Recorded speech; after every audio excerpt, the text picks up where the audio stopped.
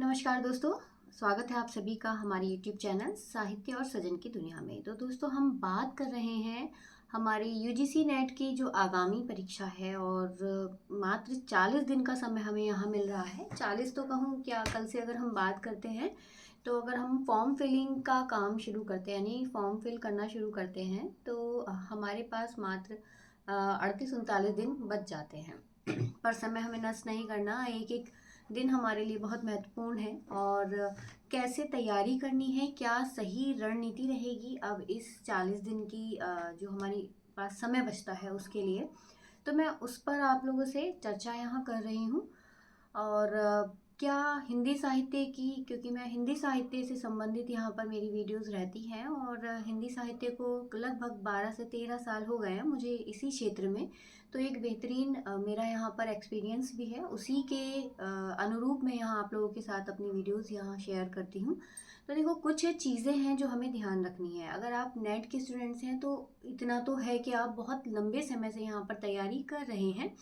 ठीक है, लंबे समय से तैयारी कर रहे हैं मतलब कुछ ना कुछ इसके बारे में पढ़ रहे हैं, इनकी विधाओं को पढ़ रहे हैं। तो सभी को इतना क्लियर है कि 10 यूनिट हमारे फर्स्ट पेपर की हैं। फर्स्ट पेपर यानी कि वही जो हमारा फर्स्ट पेपर हमारे लिए बहुत महत्वपूर्ण पेपर होता है और दूसरा जो हमारा बच जाता है हमारा सब्जेक्टिव। ठीक है, तो फर्स्ट पेपर के लिए यहाँ पर जो NT-UGC नेट की दृष्टि की किताब है, मैं आप लोगों को ये दिखा देती हूँ। तो बैक कैमरा और आप लोगों को यहाँ दिखाई नहीं देगा, पर इतने से समझ आ जाएगा कि फर्स्ट जो पेपर है उसके लिए ये पुस्तक बहुत महत्वपूर्ण रही है। ये है या फिर मदान की किताब है, उसमें बहुत अच्छे से कंसेप्ट क्लियर किया गया है।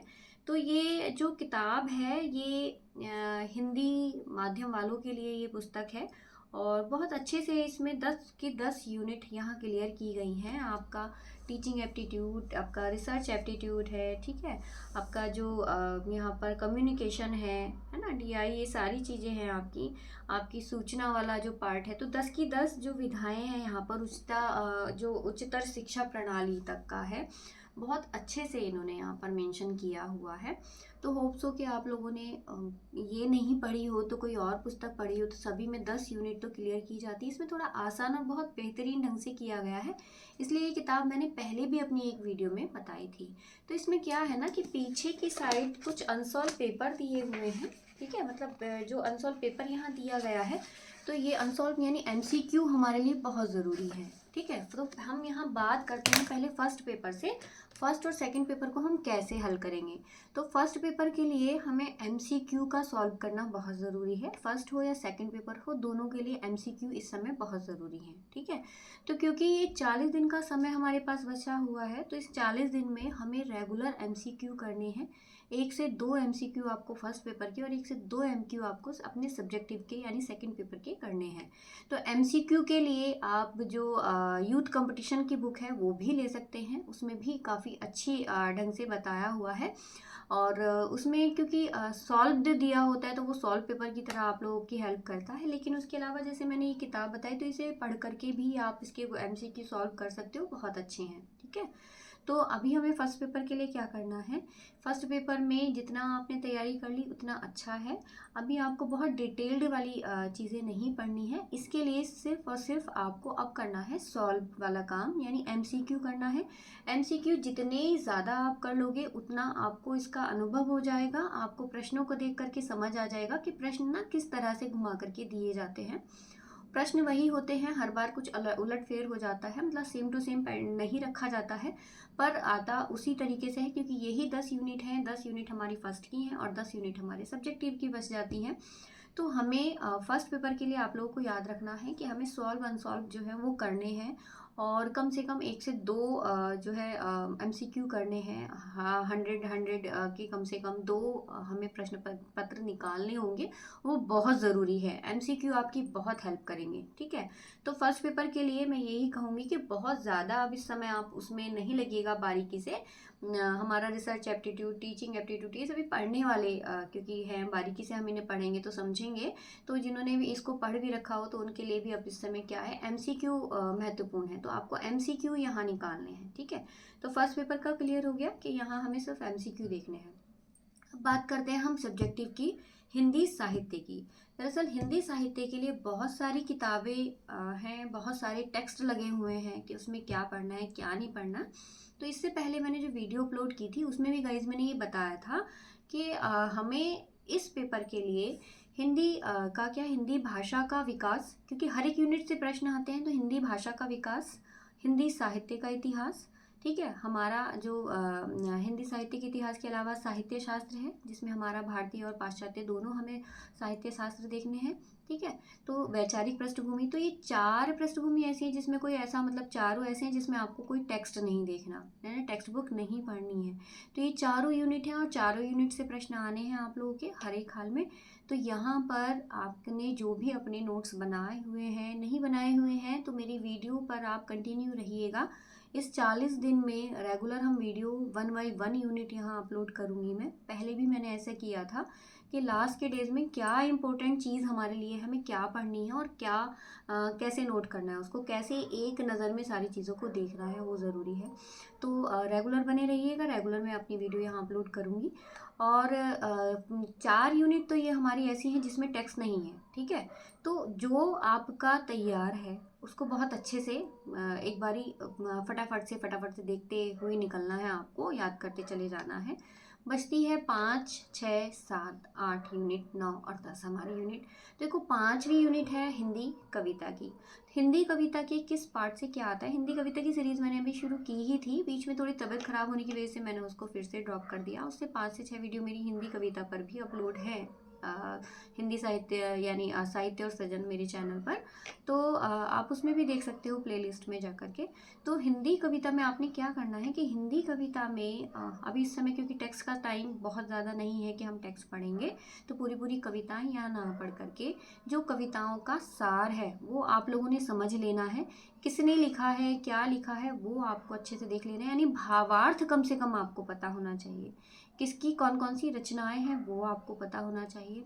दूसरी बात, जो भी पुस्तक या जो भी रचना ऐसी है कि जिसको साहित्य अकादमी पुरस्कार मिला है या ज्ञानपीठ पुरस्कार मिला है, वो बहुत अहम होती है गाइस, चाहे वो किसी भी समय की हो।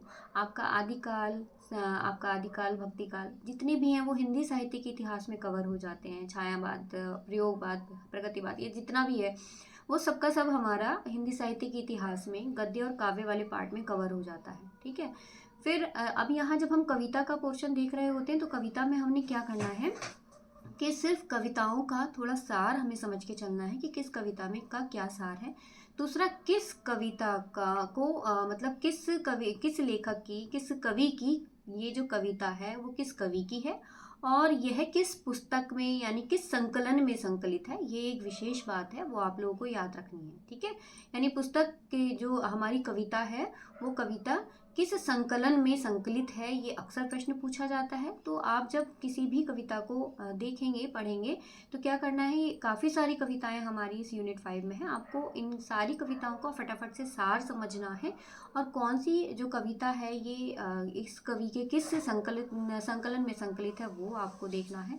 और अगर हम बात करते हैं यूनिट 6 की, तो वो हिंदी उपन्यास है। तो उपन्यासों को भी पूरा पढ़ने का समय हमारे पास नहीं है, तो हमारे पास बच जाता है हमारा क्या चीज़ें, भावार्थ। वही कि हमें यहाँ पर भी क्या देखना होगा, सारांश हमें ज़रूर पता होना चाहिए। पहली बात, उपन्यासों में पात्र हमें बहुत अच्छे से याद होने हैं, तो हमें क्या करना है, उपन्यासों की एक अलग से जब आप रजिस्टर में अपने नोट्स में मतलब नोट कर रहे होंगे, तो वहाँ आपको क्या करना है कि आपको सारे उपन्यासों के नाम, उपन्यासों के सारे पात्र, उसका सारा अर्थ आपको जो भी उसके बारे में पता है और उसके कुछ महत्वपूर्ण जो कथन हैं, किसने किससे क्या कहा, ठीक है, अच्छे से उसका अगर आपको सारांश पता चल जाएगा तो आपको दिक्कत नहीं पड़ेगी, आप उसको भी आसानी से कर ले जाएंगे।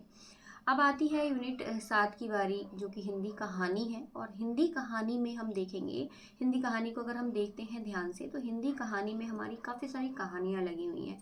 कहानियों पर मैंने वीडियो भी अपलोड की हुई है जिसमें 4-4, 5-5 कहानियाँ एक साथ लेके हमने कहानियों को ना फिनिश किया हुआ है, पूरा कंप्लीट किया हुआ है। तो वहाँ भी हमें क्या करना है, हर एक कहानी का सार देखना है कि कहानी में क्या कहा गया है। फिर कहानी के सार के साथ ही आपको कहानी में जो पात्र हैं, कहानी के वो पात्र ध्यान देने हैं। दूसरा, ये जो कहानी है वो किस संकलन में संकलित है वो आपको ध्यान रखना है, ठीक है। इस कहानी को किस संकलन में संकलित किया गया, अधिकांशतः ये पूछ लिया जाता है, ठीक है। तो यही कहानी का आपका रहेगा। मुख्य उनके पात्र ध्यान रखने हैं, कहानी का सार याद रखना है, ठीक। और उसके महत्वपूर्ण आपको इस समय क्या देखने हैं, सिर्फ महत्वपूर्ण ही देखने हैं। महत्वपूर्ण कुछ जो अंश होते हैं वो आप लोगों को पता होना चाहिए, ठीक है। ऐसे ही हम हिंदी निबंध और नाटक की बात करते हैं तो हिंदी निबंध अपने आप में बहुत टफ विधा है। मैंने आपको पहले ही बताया है कि वैचारिक होती है, थोड़ी सी बौद्धिक स्तर की ये विधा होती है, तो समझना इसको मुश्किल होता है हिंदी निबंध को। हिंदी निबंध पर भी मैंने वीडियो अपलोड की हुई है, हिंदी नाटक पर भी अपलोड की हुई है। फिर से हम यहाँ सीरीज चलाएंगे तो आप लोगों के लिए आसानी हो जाएगी। तो यहाँ अगर हम बात करें हिंदी निबंध की, तो निबंधों को भी आपको समझना है कि किस निबंध में क्या बात कही गई है और किस निबंध से अधिकांशतः प्रश्न पूछे जाते हैं, ठीक है। तो वो आपको ध्यान रखने हैं। और इसके अतिरिक्त हमारा हिंदी नाटक बच जाता है, तो हिंदी नाटक में भी हमारे जो पात्र हैं वो हमें याद रखने हैं, पात्रों के नाम, नाटक का जो सार है वो हमें ध्यान रखना है, ठीक है। और इसी तरह से हमारा फिर बच जाता है हमारी जो अंतिम हमारी इकाई है, जिसमें हमें विभिन्न गद्य विधाओं से छुटपुट छुटपुट चीज़ें ली हुई हैं, जिसमें रिपोर्टाज भी है, संस्मरण भी हैं, गद्य विधाएँ जो हैं वो हमारी दी हुई हैं। तो वो सब आपको देखना है, ठीक है। तो उसको देखना कैसा है, इस समय आपको टेक्स्ट नहीं पढ़नी है, मतलब टेक्स्ट में नहीं लगना है, सिर्फ उनका सार जानिएगा, उनका सार पढ़िएगा और सार पढ़ने से ही आपको काफ़ी मदद मिलेगी। दूसरी बात, अब आपको समय का रखना है ध्यान, ठीक है। समय हमारे पास बहुत अधिक नहीं है, तो अगर 40 दिन बचे हैं तो आपको ना डिवाइड करके चलना है कि हमारी जो पहली यूनिट है उस पहली यूनिट को हमें इन 3 दिन में कवर करना है, दूसरी यूनिट को हमें 3 दिन में कवर करना है। तो जो यूनिट थोड़ी लेंदी है उसको आप ज़्यादा समय दीजिएगा, जो यूनिट आपको लग रही है कि आपकी तैयार है उसको थोड़ा कम समय दीजिएगा, ठीक है। मतलब बहुत इस समय बस इतना ही है कि आपके पास ना टेक्स्ट पढ़ने का समय नहीं है, तो टेक्स्ट नहीं देखना है। हालांकि देखो, कोई भी काम मतलब शॉर्टकट से नहीं होता है, टेक्स्ट बहुत मजबूत होता है, टेक्स्ट को पढ़ने से ही हमारा व्यक्तित्व भी मजबूत होता है, कहीं ना कहीं हमारा कॉन्फिडेंस लेवल भी तभी बढ़ता है। लेकिन अगर आप लोगों ने टेक्स्ट पहले पढ़ा है तो अच्छा है, अगर आपने टेक्स्ट नहीं पढ़ा तो इस समय आपको टेक्स्ट पढ़ना भी नहीं है। इस समय जो तैयारी होगी 40 दिन की वह यही कि आपको 4 दिन का समय निकाल करके यहाँ ये समझ लो 4 दिन से ऊपर आपको किसी एक यूनिट के लिए नहीं मिलेंगे। और फर्स्ट पेपर के लिए को भी आपको साथ लेकर चलना है और सेकंड पेपर को भी साथ लेके चलना है। तो फर्स्ट पेपर की यूनिट और सेकंड पेपर की यूनिट में आपको इसी तरह से करना होगा, मतलब 4 दिन से ज़्यादा, 3 या 4 दिन से ज़्यादा किसी यूनिट को नहीं देना है। मानो हिंदी भाषा का विकास है, इजीली आपके 2 दिन में कवर हो जाएगा। हिंदी साहित्य का इतिहास है, समय लेगा आपका, तो कम से कम 4 दिन आपको हिंदी साहित्य के इतिहास को लगातार बहुत ध्यान से उसकी जो चीज़ें हैं वो आपको देख लेनी है। मैं आपको इसलिए ये बता रही हूँ कि यहाँ से भी बहुत प्रश्न बनते हैं, तो आपको इन विधाओं को नहीं छोड़ना है, ध्यान देना है आपको। सेकेंड यूनिट हिंदी साहित्य का इतिहास, उसके लिए आपको शुक्ल जी का इतिहास पढ़ने नहीं बैठना है, ठीक है। उसके लिए आपको क्या करना है, या तो आप यही जैसे दृष्टि की अगर किताब आपके पास है तो दृष्टि की किताब में जो हिंदी साहित्य है वो बहुत आसानी से, बहुत अच्छे ढंग से दिया हुआ है। या फिर आप पढ़िएगा यहाँ पर जो सरस्वती पांडे की किताब है, इसमें भी वस्तुनिष्ठ ढंग से काफ़ी अच्छी तरीके से चीज़ों को समझाया हुआ है। तो देखो, शुक्ल जी के साहित्य इतिहास को पढ़ने के लिए आपके पास समय भी होना चाहिए, है ना, और आपके पास अंदर ना धैर्य भी होना चाहिए। तो इतना समय अभी नहीं है, तो इसलिए मैं बोल रही हूँ कि इन 40 दिनों के लिए आपको ऐसी चीज़ों का सहारा लेना है जिनको आसानी से आप पढ़ भी सको और जिनका जिस काम को आप कर भी सको, है ना। तो सरस्वती पांडे की जो भाषा एवं साहित्य का वस्तुनिष्ठ इतिहास है वो आप पढ़ना शुरू कीजिएगा। हिंदी साहित्य के इतिहास में भी मदद करेगा आपको, और बहुत सारी मतलब सारी यूनिट्स को ये कवर कर लेगा आपका। अगर आप लोगों के पास ये नहीं है और आपके पास हिंदी साहित्य दृष्टि की है तो इससे भी बहुत मदद मिलने वाली है। जो यूनिट हैं वो इससे बहुत अच्छे से कवर हो जाती हैं, 4 यूनिट। देखो, अगर हम बात करें तीसरी यूनिट की तो वो भी थोड़ा समय लेने वाली है। तीसरी यूनिट को भी आपको कम से कम 3 दिन देने होंगे, जिसमें भारतीय और पाश्चात्य दोनों काव्य शास्त्र आपको देने हैं। और अगर बात करते हैं हम वैचारिक पृष्ठभूमि की, तो आपको वहाँ बहुत ज़्यादा समय नहीं देना, वैचारिक पृष्ठभूमि 1 दिन में आपका हो जाएगा। इसी तरह से आपको समय निकाल करके हर एक यूनिट को देना है कि फर्स्ट यूनिट हमारी हो जानी है 3 दिन में, सेकेंड यूनिट हमारी लेगी 4 दिन, थर्ड यूनिट हमारी लेगी 4 दिन या 3 दिन लेगी, और अगर फोर्थ यूनिट है तो वो सिर्फ 1 दिन आप उसको ध्यान से पढ़ेंगे तो 1 दिन में भी आपको काफ़ी मदद उससे मिल जानी है। 1 दिन में आपकी तैयार हो जाएगी, इतना ज़्यादा मैटर उस यूनिट में नहीं है। ठीक है, अभी बात करते हैं हम 5वीं यूनिट की, जो कि हिंदी कविता है। वो भी आप 3 दिन आराम से लगा करके उसको तैयार कर सकते हैं 3 दिन में। फिर हमारी बचती है आपकी हिंदी उपन्यास। उस इन सारी यूनिट को आप 4-4 दिन आराम से ले सकते हैं। ठीक है, क्योंकि जो ये लास्ट का समय होता है ये होता है रिवीजन का, तो यहाँ हमें टेक्स्ट का सहारा नहीं लेना है। आपको टेक्स्ट यहाँ नहीं पढ़नी है, आपको करने हैं वस्तुनिष्ठ जो चीज़ें हैं वो सॉल्व करनी है।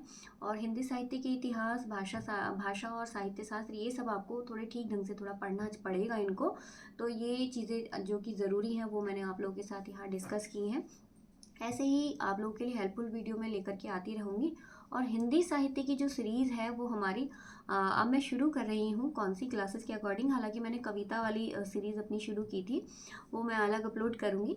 अभी क्या इसी हिसाब से, यानी किस यूनिट को कितने दिन देने हैं, उसको मैं कैसे पढ़ाऊँगी, क्या महत्वपूर्ण नोट्स हैं हमारे, उन सब के माध्यम से मैं इन 30-40 दिन में आप लोगों का पूरा सिलेबस कवर करा दूंगी।